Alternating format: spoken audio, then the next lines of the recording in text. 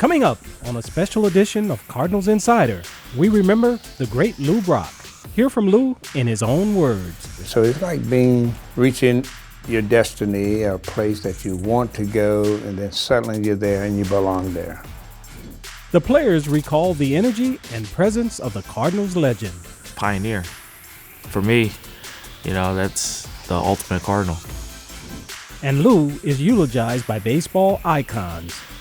I remember Lou as a great ambassador for the game who was always looking for a way to give back.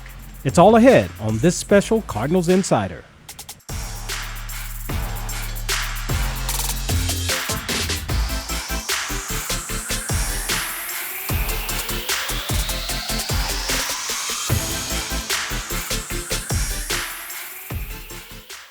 Welcome to a special Cardinals Insider. I'm Ozzie Smith. Baseball has lost a legend with Lou Brock's passing on Sunday, September 4th. Today's episode is dedicated to Lou's memory and his remarkable impact on the game of baseball, the Cardinals, and the city of St. Louis. We begin with recollections of his life and career shared by Lou himself. What does it mean to Lou Brock, a Hall of Famer, a guy that's done just about everything in the game of baseball, to be a St. Louis Cardinal? What does that mean to you? Well, when you think about it, I grew up in the Cardinal territory, and basically I am part of the Cardinal Nation. I don't know who coined that phrase, but that is what it has been all this time. Being able to listen to the Cardinals as a kid growing up, and then suddenly you're part of it. So it's like reaching your destiny, a place that you want to go, and then suddenly you're there and you belong there. He is going!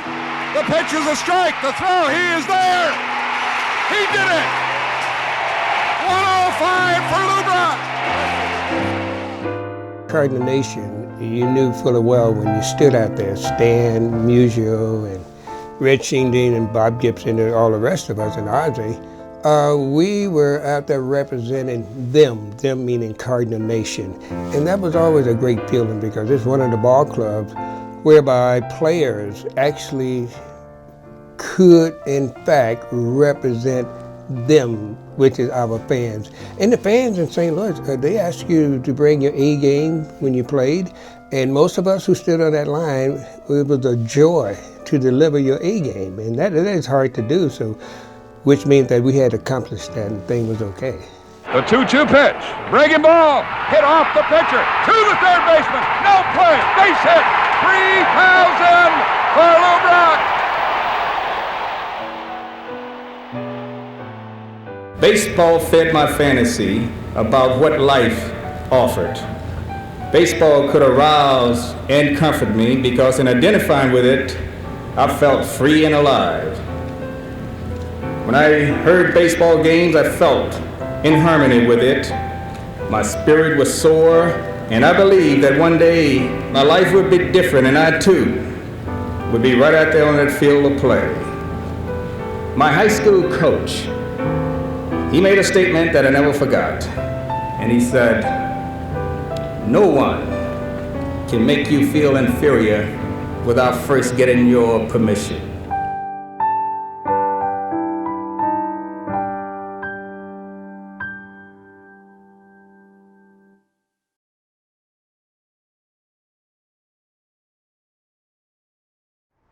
Lou Brock was a superstar in every sense of the word, and his passing evoked tributes from other notable baseball figures. Here's what they had to say about Lou. I'm pleased to say a few words about our great Hall of Famer, Lou Brock. I used to see Lou decked out in his uniform, helping base runners take leads and do all sorts of things. And Lou had a great knowledge of the game, great knowledge of base running, and of course, he's known for his stolen bases. The other thing about Lou was he was so well liked throughout the community.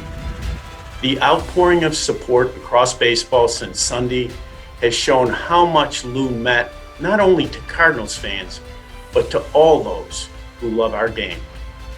While many will rightly remember Lou as the National League's all-time stolen base leader, I remember Lou as a great ambassador for the game who was always looking for a way to give back. Lou had an extraordinary Hall of Fame career. He also had an extraordinary way of touching so many people's lives in so many ways, inside and outside of baseball. Lou has, close to 1,000 stolen bases, and I had, 1/3 of that. So, lesson learned. I wish I'd have had the passion and the heart and the desire to take it to that next level, and also an extra step or two.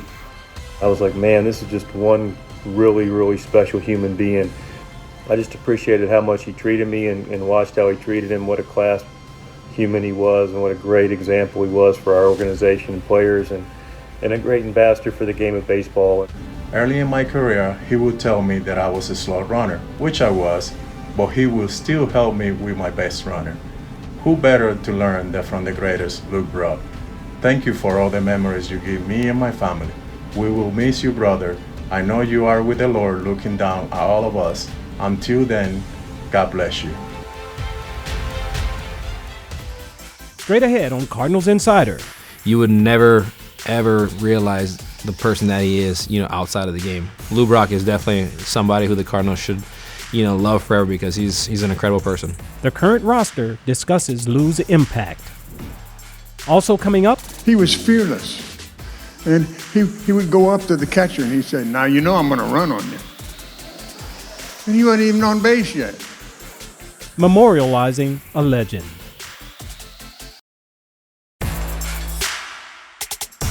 The game has changed immensely since Lou first came to St. Louis in 1964, but his accomplishments have endured over the decades. Current Cardinals hold Brock in high regard. Take a listen to how this year's roster recalls their time with Lou. Lou Brock. With the exception of the Lou chant, obviously coming to mind first. Just his smile. Obviously he's a tremendous baseball player, tremendous athlete, but just the guy who just is just so warm and just an incredible presence around you. I don't think Lou's ever met a stranger. He's just so friendly to everybody he talks to, and as a young player coming up, he's just take you to the side and talk to you and just make you feel like you belong. Just a really good dude. For what Lou's done in his career, you would never, ever realize the person that he is, outside of the game. Such a humble, soft-spoken man, a man that just wants to help. He wants to just talk and just have a good time. And I never knew really who Lou Brock was. Growing up in Hawaii, St. Louis was never really something on my radar. But getting a chance to meet him and see all his accomplishments, see all his accolades was, incredible to realize that I'm talking to this man right now who's the most soft-spoken, genuine guy ever. So Lou Brock is definitely somebody who the Cardinals should, love forever because he's an incredible person. Fast. That's kind of that one. I feel like with him too, I could say legend, but that's just his game was speed, and that's what he did. Speed. I know he's one of the greatest base stealers of all time, and I wish I'd gotten the chance to go back and kind of watch him play and do everything he does around the field. Pioneer. Guy comes out, he, for me, that's the ultimate Cardinal. Straight ahead. I said to myself, what do you say that hasn't already been said about a person who touched the hearts and the lives of so many? Lou was always a leader. Touching tributes to Lou Brock. That's after the break.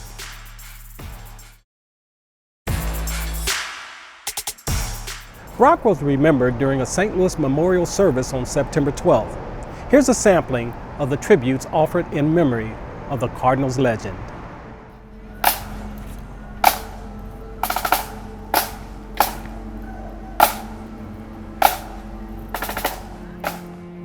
When I was asked to speak today, first and foremost, I was honored.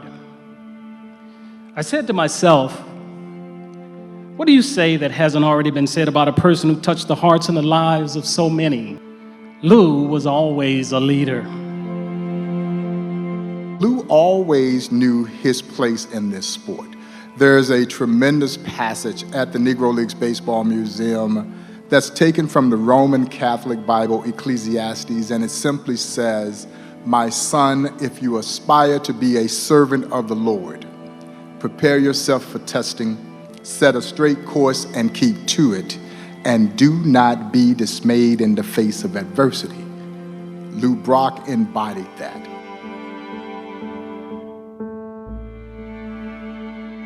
They're telling you about all the holiness that he had, and he did, and how humble he was and how kind he was. He was, but not on the field. I mean, he put the fear of God in the opposition. He was fearless. And he would go up to the catcher and he said, now you know I'm going to run on you. And he wasn't even on base yet. We all felt a connection to Lou. They were everywhere, his friends, because Lou embraced us. One of the greatest players in the history of baseball loved us for us. And yes, I loved Lou Brock, and I told him often. A leader's lasting value is measured by succession. And Lewis Clark Brock was a winner both on and off the field. Lou, I thank you so much for sharing your gift with the world. You brought us joy. It was a pleasure and an honor to be in your presence. Rest in peace, my friend.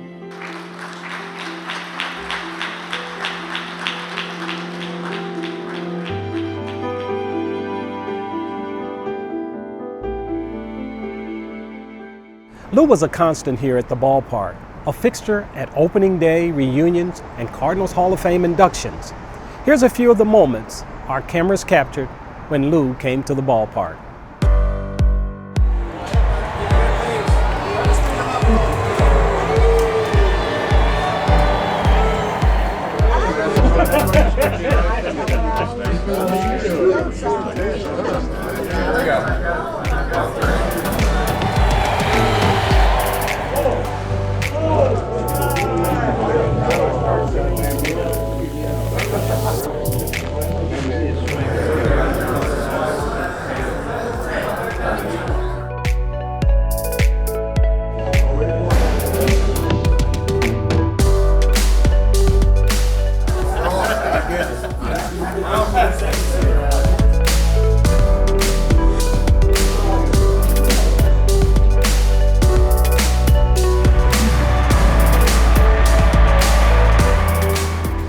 Still to come, a trade for the ages. That's ahead when we return.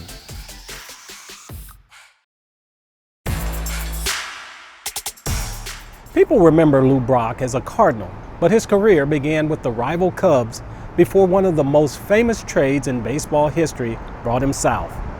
Here's more on that famous swap.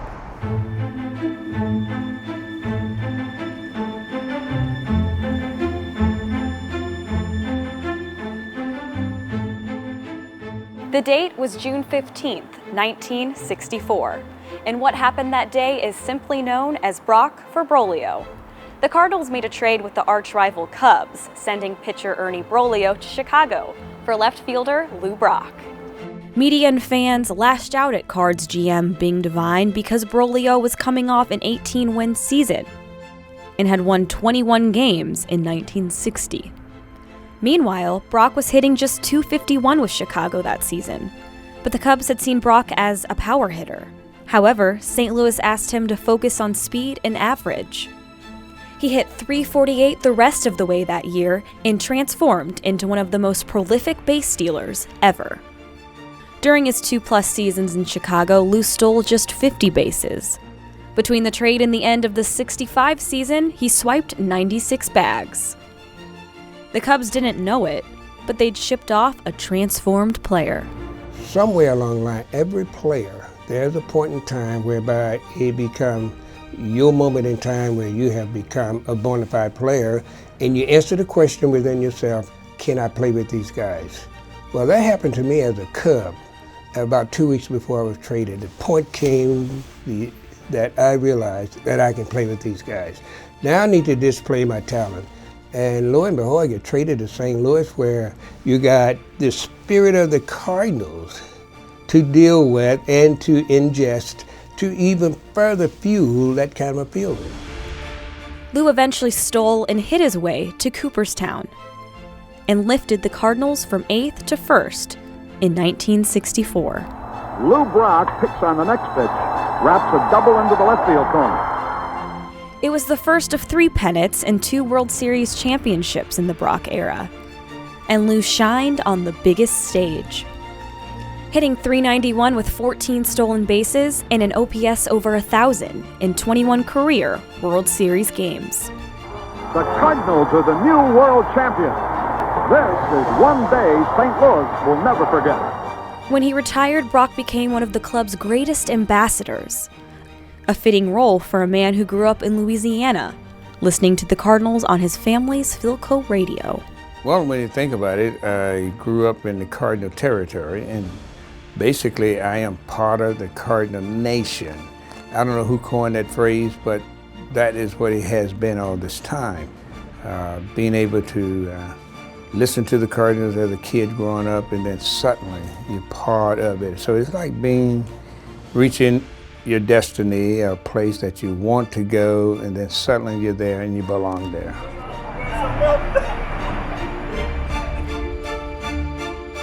June 15th, 1964, the day Lou Brock was traded to St. Louis, in a day that changed Cardinals history.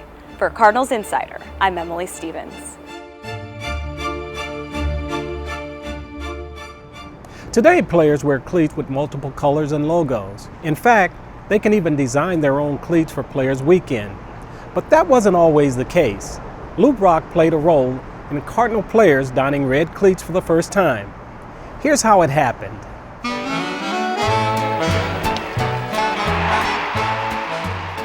So a lot of people now associate the Cardinals with red cleats, or at least from the 70s, 80s, and 90s. But it's really interesting that Lou Brock, we believe, is the instigator of the red cleats. And that comes from hearing from players that were teammates with him back into the 1970s.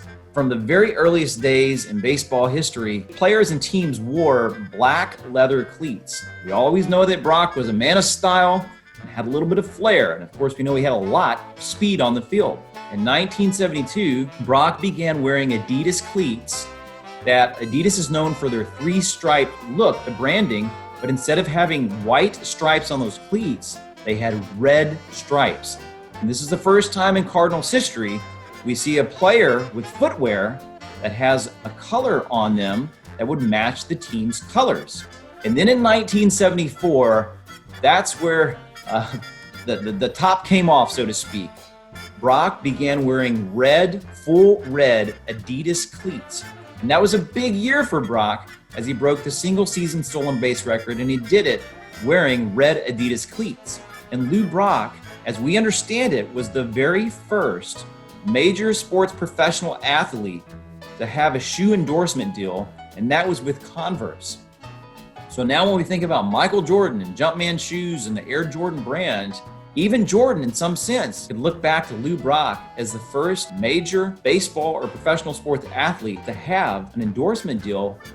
So many current players now have Lou Brock to thank, because these types of moments where players can express these moments or messages, literally in Cardinals history, would go back to Lou Brock, breaking that mold or breaking that trend, and doing it in a quiet but respectful way by simply being a superstar player and wearing a little bit of color on his cleats.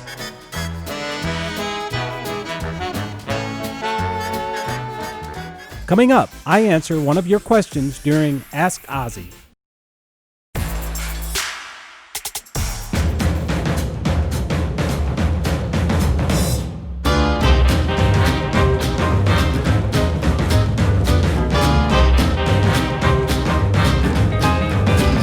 It's time for this week's Ask Ozzie. Scott in O'Fallon, Missouri wants to know, what did it feel like the first time you met Lou Brock? Well, the first time for me was it was overwhelming, because growing up in Southern California, I got a chance to go out to Dodger Stadium and watch the Dodgers and Maury Wills.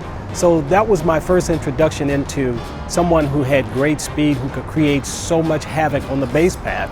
And then, of course, having a chance to watch the St. Louis Cardinals when Lou Brock was still playing, and meeting him for the first time and shaking his hand. It's like meeting one of the game's legends, one of the game's greats, and a person that I admired from a distance. So it was a great chance, an opportunity to meet him, and I was overwhelmed at how nice a person he was. Thanks for the question, Scott. If you want to submit a question, head on over to cardinals.com/insider and click on the Ask Ozzie tab, and we'll be right back.